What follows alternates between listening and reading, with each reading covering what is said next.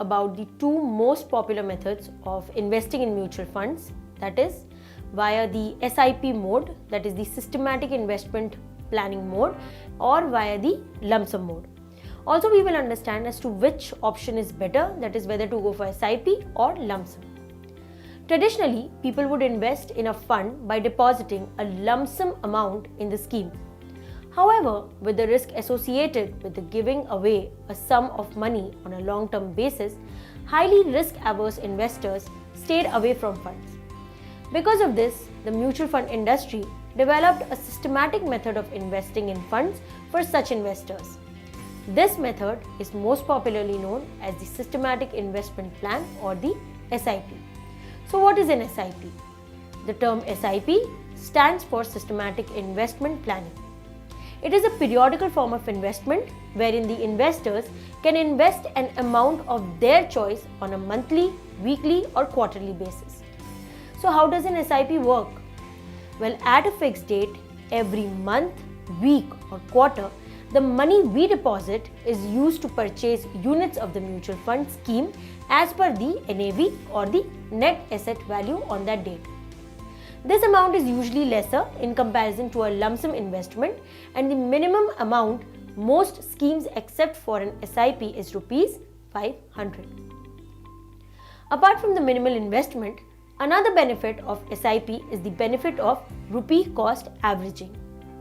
If the net asset value or the NAV falls, we will be able to purchase a higher number of units than before.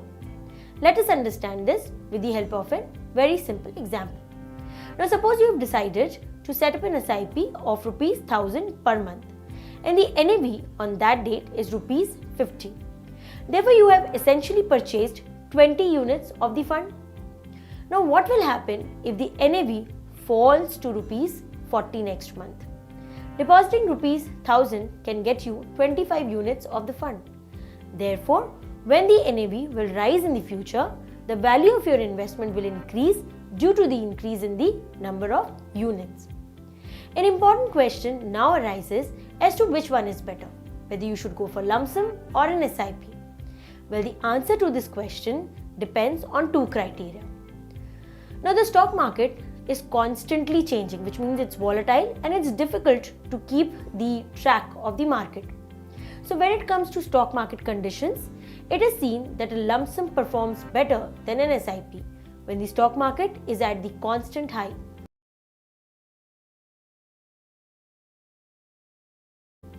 Conversely, with rupee cost averaging, SIPs perform better when the market is constantly declining. Such constant market conditions are rare. So let us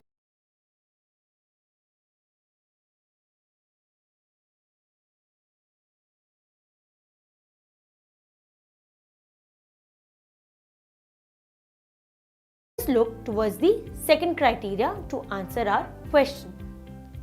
Now, a lot of us investors belong to the working class and therefore it is impossible for us to constantly keep track of the market.